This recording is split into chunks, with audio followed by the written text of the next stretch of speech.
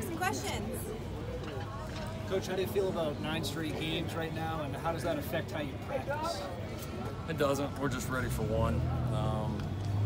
You're going to play them all no matter what, whether it's a more kind of natural break in the middle. We've all been a part of these stretches before, so there's positives and negatives both ways. I mean, I think the bottom line is you got to handle it well. Like wherever the bye week falls, however many games you have in a row, you can make the argument about rest on a bye week. You can make the argument about keeping rhythm and not having to break that on a bye week. I mean, it all matters. I don't know that it all matters at the end. Like you have to handle it. We're given the schedule well in advance. We know when we're going to play. We know when the breaks are, and it's up to us to have a great plan to get it done and our guys to execute it. Lincoln, what policy exactly did the SCE News Group reporter violate, the suspension?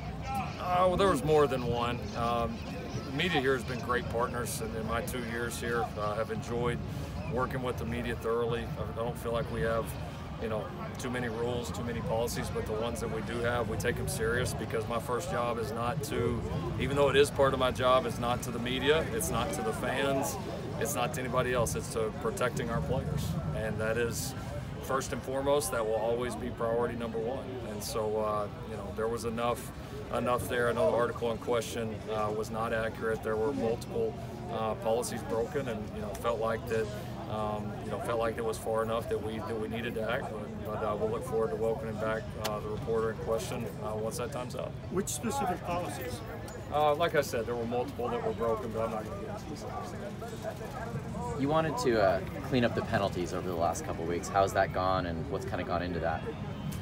Yeah, we made a big emphasis in the team meeting last week after the game, just a big emphasis point on it. Just really, we tried to show the guys not only the ones from our first 3 games, but also examples across the country, not just this year, but historically, in major games where penalties have played a huge role, and a lot of times have been deciding factors. And you don't want to put yourself in that mode where, like, okay, we're way up in a game and it's no big deal, because it's a behavior, it's something that matters, and all of a sudden when that comes up in a later game, and it may be a tie game in the 4th quarter, that thing could be the difference. And so I think making a point of that, and like anything, doing a great job of coaching it and putting our guys in those situations and making sure that we get it corrected.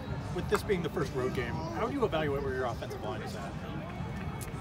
Well, I think we've progressed through the first 3 weeks. I think we're starting to maybe settle in a little bit on a lineup, and I think the continuity showed up from the first couple of games. Here in the 3rd game, we played better here this last game, and you're banking on that, right? You have a few returners, but you got a lot of new faces in that room, and a lot of guys that have not played together yet, and so you're banking on those reps adding up over time and the group starting to gel. So getting on the road, you get tested. You're going to get tested with the road atmosphere. You're going to get tested against a good defense.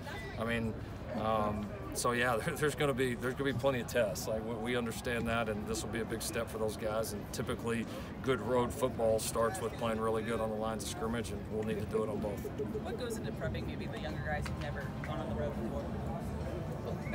Oh, there's a lot to it. I mean, I think you do some of it as coaches, explaining to them the different challenges. I think the big deal is to not be surprised by anything, to understand that it's still football, but it is going to feel different than playing at home, and the challenges are going to be different. So we've got to show them, and we've got to be able to walk them through that and prepare them. I think that also falls a lot on your leadership of your team and your guys to be able to maybe share some of their experiences and kind of give them a feel for what it's like and the things that are important to playing road football. And then they've got to be open to understand and learn. Right? They got to understand this isn't high school. This isn't, if you came from, potentially maybe a smaller college. Some of these big road atmospheres are a little bit different animal. They're a lot of fun, but you got to be really fun. You got another game with a new staff. Just what stands out schematically about Arizona State? Well, there's staffs that we've got a little bit of familiarity with. I mean, obviously the head coach, a lot of the offensive stuff, and then certainly the defensive coaches all came from this league. And then, there's a reason why you get a head coaching job at Arizona State, or you get a coordinator job at Arizona State. It means you were doing a pretty damn good job, and all of those guys were. So, no, it's a good staff. It's these guys are good coaches. Like you can you could see the things that they're doing, and they're the world will look at it and think one thing. They're not as far away as people think they are, and sometimes that's just, we've all been there, man. In the beginning of a program, sometimes it can kind of feel that way. And but these are good coaches. It's nice to have some familiarity, but you also know you're going up against people that are really good too. So there's a challenge there. It looks like they might be on their 4th string quarterback this week. As a play caller, what do you do when you're that far down? How do you tailor the game plan to make it manageable? Yeah, I hope I don't find out.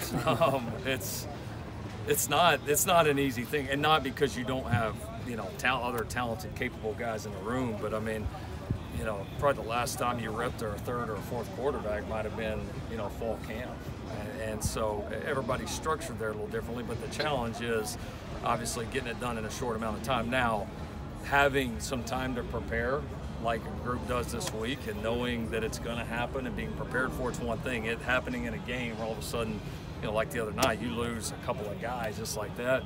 That's going to be hard on anybody. I don't care who you are. I don't care who the coaches are. I don't care who the players are. So we're sure we'll see a pretty prepared group that'll be ready for it. And Kenny and those guys are good coaches, so I'm sure we'll see a good plan. And you give them a week, they're going to throw some stuff at you that's going to challenge you.